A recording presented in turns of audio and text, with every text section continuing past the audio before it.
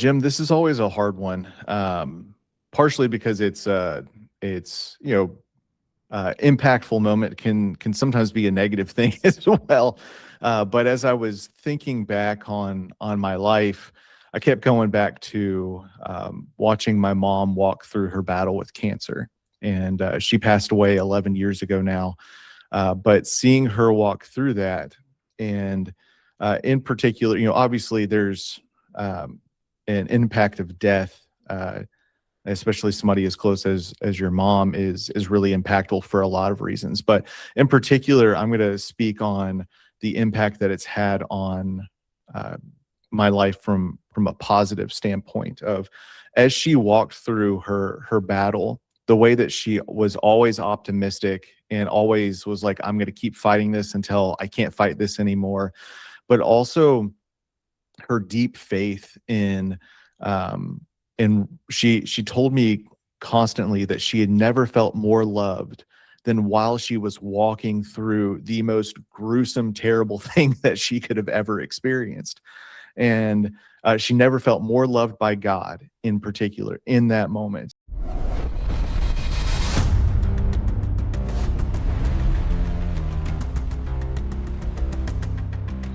Welcome to the Impact Effect podcast. My name is Jim Morris. I'm your host, and we have another amazing guest in the house at the Impact Effect podcast.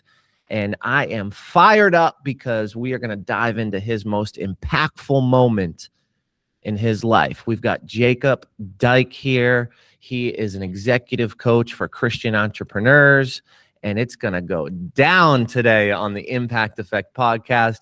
Please help me welcome Jacob Dyke to the show. Jim, it's great to be here. Thanks so much for having me on.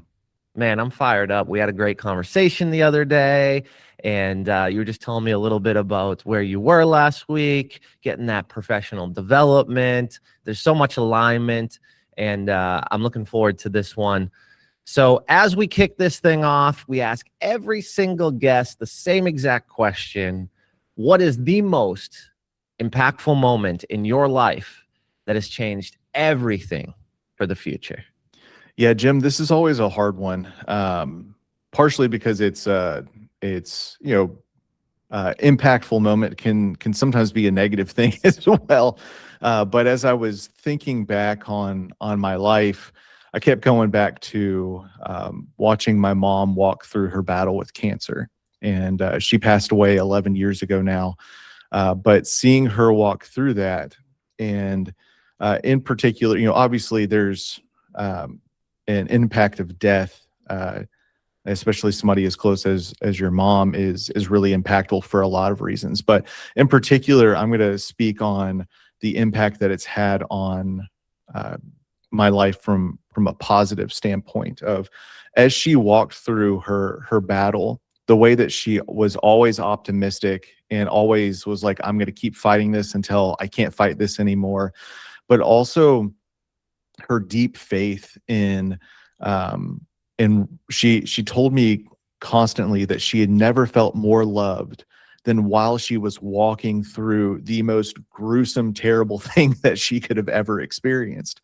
And she never felt more loved by God in particular in that moment. And so that's something that stuck with me of, if she never felt more loved by God in her lowest of low times, then, how can I complain about the minimal amount of suffering that I've walked through in my life? And, just knowing that God is walking with me, and in particular, as I've launched my business and walking through just the early stages of what does it mean to be an entrepreneur, and how do I get this off the ground, and every day feels like suffering. It's really nothing compared to what she walked through, but it's also really encouraging to know that I have somebody walking alongside it with me. So yeah, that's something that's definitely impacted me for the future. Now, when we go prior to that scenario, were you someone who thought, like, this thing happened, the world's falling apart? Were you someone who, I don't know, maybe, something small happened and you made it bigger than it was? Like, did this really shift everything around your perspective of maybe things not going the way you want, or on the timeline that you anticipated it to happen? I think what it did for me was uh, just change my perspective of. Um, I think it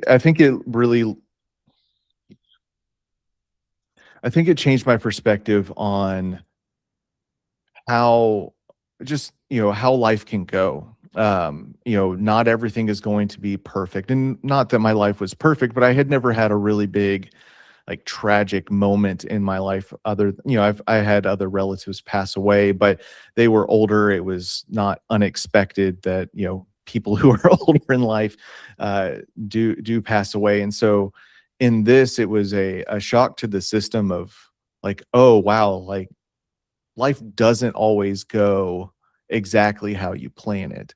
And then it becomes like, how do you deal with this particular um, suffering in the moment, or how do you deal with the challenges that this new thing brings upon you? And I'm not a person who enjoys change.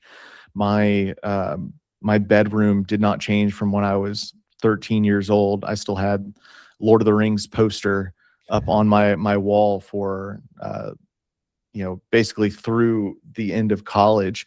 And so I'm just not one to like change, but just recognizing in that moment, like change comes, you can't help it. It's going to impact you. And so it's kind of like a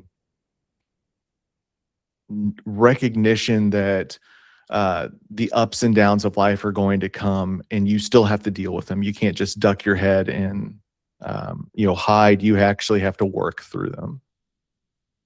So your mom passed away of cancer, Yeah. and you started to look at things a little bit differently. What's an example of something after that event hmm that you may have looked at differently prior, and how you looked at it in that moment today?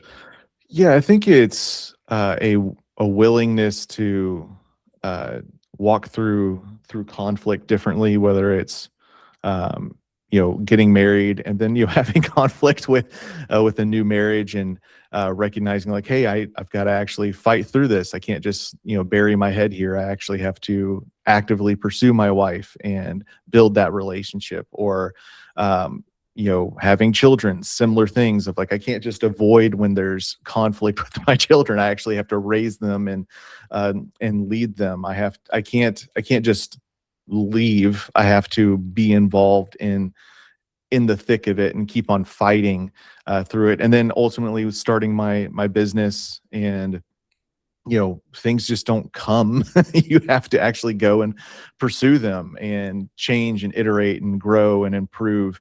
And when things are not looking the best, you still got to fight and figure it out. So it's I think that's where I see that playing out. What's something in your business that you had to utilize this new mindset? Sounds like early on you had some struggles, or maybe the Oh yeah. revenue wasn't flowing at the level you wished and wanted. How'd you get through that? How'd you navigate and use this mindset to get to the next stage, get to the next level, create the successful business that you own today?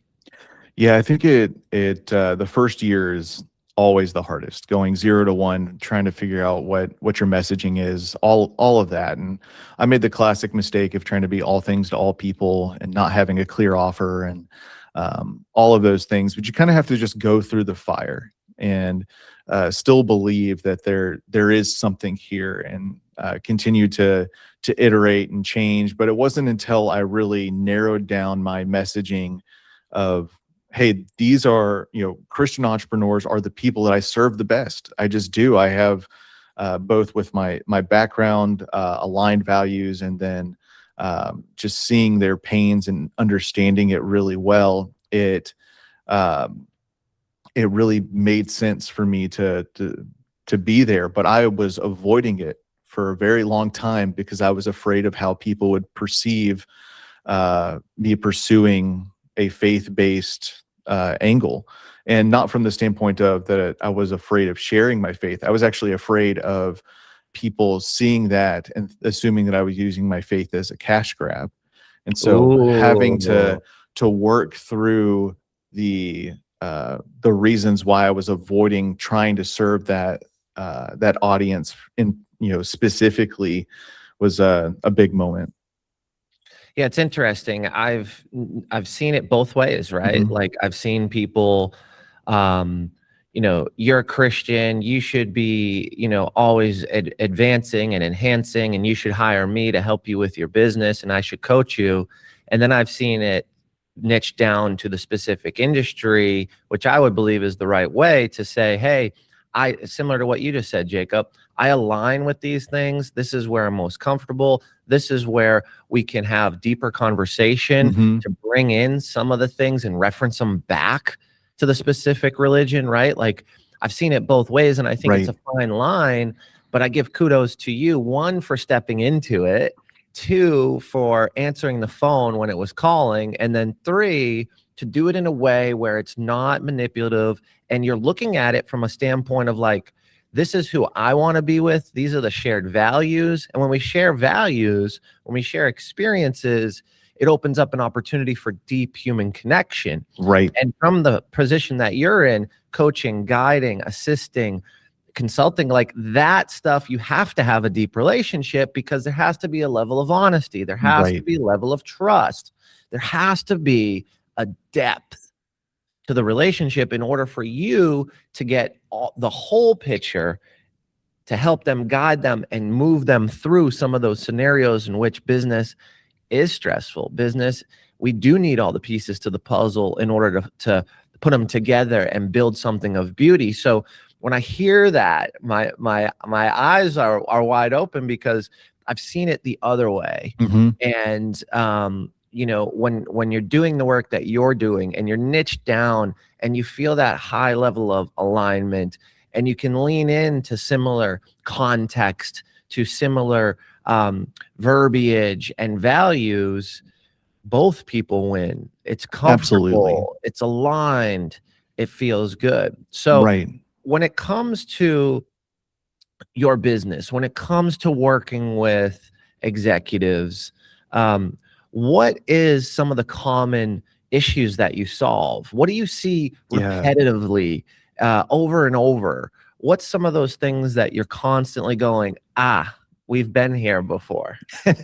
Yeah, there's a few. In particular, I see three major problems in the Christian entrepreneur community. One is isolation, just not having a community of people who, one, are aligned on values, but two is just it's very isolating building something from nothing. So whether that's you're a founder or even it's just isolating being the one at the top, making all of the decisions. So isolation is a big one. I also see just overwhelming workloads, a really big struggle of having so much on your plate and just not enough time to do it. And so really a struggle of prioritization of what is the most important thing for me to tackle. And then finally, how do I align my daily work and activities with my faith? Like, what does that actively work look like on a day-to-day basis? It's interesting because I think not only in business, in our personal life, all Mhm. those things apply as well. Right. Right. Right? So when you think about your work, when you think about coaching, there's so much overlap in how do you prioritize family? How do you Mhm. prioritize fun, entertainment? How do you prioritize hobbies? How do you prioritize your business, your clients? How many clients? What clients to service at the higher level? Your offers, your marketing, your sales department, right? Like we've got all these things, and ultimately, in the age and the world we live in today, loneliness is the silent killer. Mhm. Mhm. So when you think about the prioritization, you think about the loneliness, you think about the strategy behind running a business, it's quite similar in life and on the personal side as well. Absolutely. Um, there's this like famous study that's going around online, loneliness being the silent killer, that if you're lonely, it deteriorates your body at the same pace as if you smoked 15 cigarettes a day your Right. I entire believe it. life, right? And when I think about that, and I believe it's similar with as if you were an alcoholic every day of your life, you see the deterioration in our society amongst those things. But this isn't smoking the cigarette or drinking the cocktail. This is something that's invisible. Mm. So when I think about your coaching, when I think about you working with founders and executives and teams, you may think the business is running because revenue is okay. You may think the business is operating at the highest level Right. because you've had some wins and some success. But that's also invisible as well when it comes to how you're operating, how you're moving through the business, and how you're succeeding. So I love the work you're doing, and it's so needed in today's day and age, especially with the digitalization of Mhm. social media and TV and Netflix and laptops and YouTube, right? Right. I was telling a Right. friend yesterday, I'm like, dude, I went on YouTube last night to look at this author. He was on a podcast. He was talking about brevity around writing books, right? Mm. And with Human Touch Publishing, we help experts and visionaries write books. And so I this brevity thing comes up often, and I often use a Shakespeare quote: brevity is wit. And but we navigate through that with our clients. And so I was super interested in watching this episode. And that episode ended up being me clicking on something else, looking at some sports Yes. stuff. And I'm Always like, does. man, I came for one thing and one thing only. So even though there's a level of awareness for me, and I was aware after a couple of minutes, like, what am I doing? How many times is that happening in today's day and age?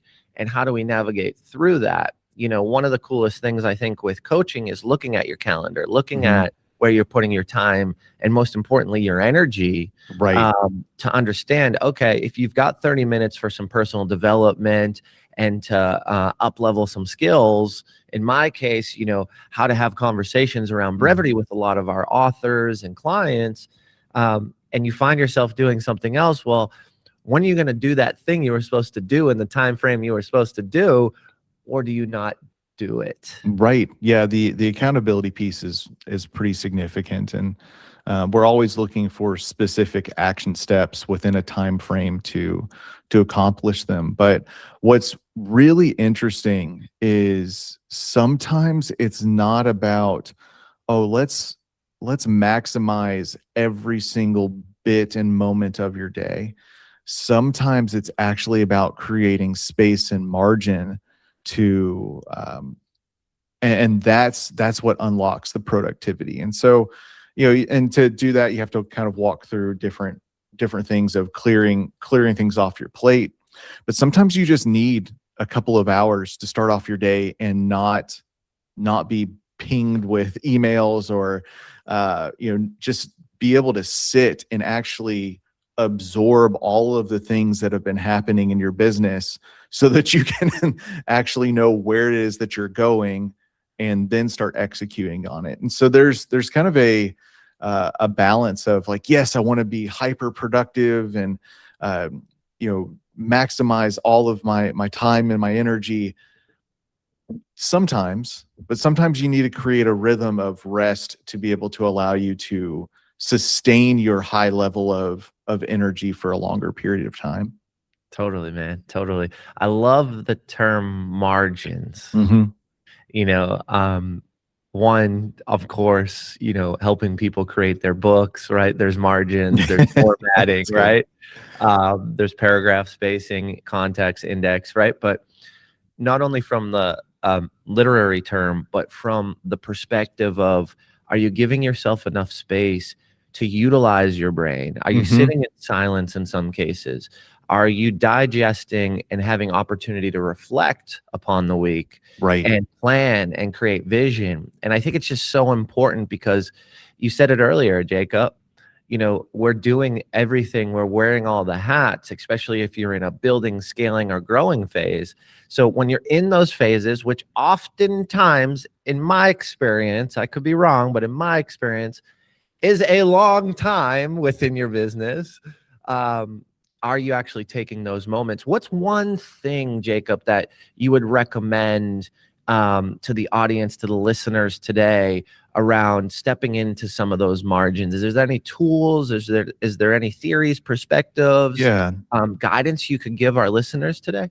Yeah, there's a couple of things that come to mind. One is to schedule out your margin and don't break it, which is harder said than done, or easier said than done. But what I mean by that is, every 2 weeks, or if you really have to, just once a month, schedule half a day ahead of time and block off the time where it's like you're doing nothing but sitting and just being able to work through strategic planning, or work through something that works on the overall vision for your business. Is my business still aligned with the long-term vision, or are we it's kind of like a course correction.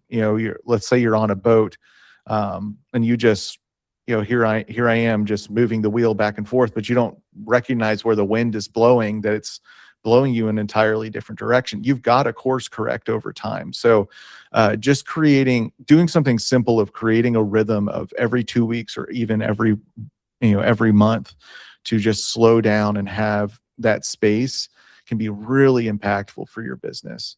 And then in particular for my audience of Christian entrepreneurs, one of the things that I just wrote a post about is how to create more awareness of where God is moving in your life, but also just like, where am I right now? We're so busy that we struggle with being aware of what's happening in the moment. And so taking 30 minutes to walk through, and for me, this would be prayer. And it's like, where's God moving in my life? What is he doing in the church? What is he doing in myself? What is he doing in, what am I reading in the Bible? Like, what are the themes that I'm seeing? And then what's happening in prayer time? And then there's this great book called Holy Noticing. I can't remember the author's name. I think it's Charles something or another, but Holy Noticing walks through this framework called Breathe, where it's like, hey, and this can be applicable for both Christians and non-Christians here, but to just sit down and think through, okay, how's my body today? And just walking through the acronym. What's going on in my body? My back is tight. Okay, why is it tight? I ran yesterday. Oh, I should probably stretch. And just being aware of, hey, my body is feeling a little bit tight today. How are my relationships? And just walking through the circles of immediate family to, extended family and friends to colleagues, and just kind of walking through, like, what's going on there, and creating greater awareness there. Environment, looking around, whether it's in my office or as I'm on a walk, like, what are the things that I'm seeing that I can be grateful for and thankful that I'm seeing? Affect, how am I feeling today? What are the emotions that I'm walking through? Thoughts, what have I been dwelling on? And then heart, is my heart aligned with God? And if you're not a believer, then is my heart aligned with my values? What is the disconnect there? And so I think it's a great quick technique. You can do it in 15 minutes to walk through all of that, and just kind of give yourself a stock of where you stand. And I apologize for yammering here, but No, I love this, man. there's This huge. I'm gonna breathe way more often. It's cool too that you it's super cool because some of the things you're saying, Mhm.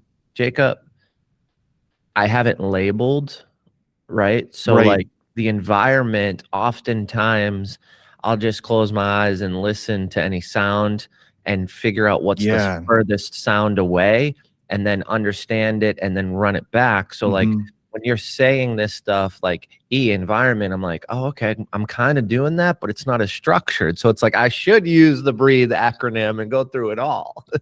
So Well, keep going, man. I yeah, love this stuff. it helps you just kind of have a quick, hey, I can remember this really quickly and walk through it. And so I've been doing it as I hate running, but I've been doing it on my runs, and it's helped me not think about running. And so it's actually helped me just kind of walk through it. But I think one of the challenges is that a lot of quote unquote meditation focuses on emptying your mind and just being open to, not having anything there. This is kind of the opposite type of meditation of, no, we're going to create greater awareness of what's happening in the moment so that you can better deal with what's going on. So I think there's a different kind of technique, but I think it's really valuable, especially as busy business owners.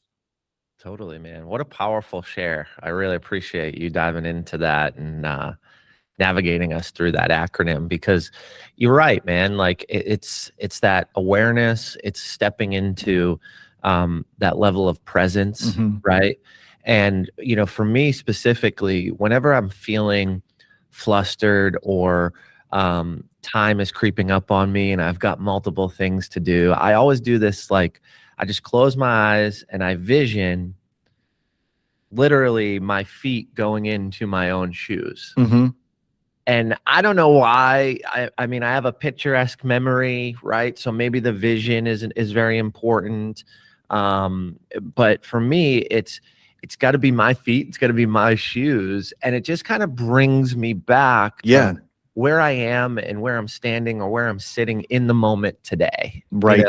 No, I love that. And one of the first things that I experienced in the first couple of sessions I experienced while I was being coached was this. I developed this quick 3-step process to help orient me when I would get high or start feeling emotions. And it is breathe, slow down, talk to God. And it's just so simple of like, okay, when I start getting heightened, what's the first thing that happens? You actually starve your brain from oxygen. Like you start getting heightened, and slowing down and breathing, opening that back up allows your brain to start processing, and then having someone to talk to. In particular for me, it's, I talk to God of like, I am feeling this, putting words to the emotions and things that you're feeling.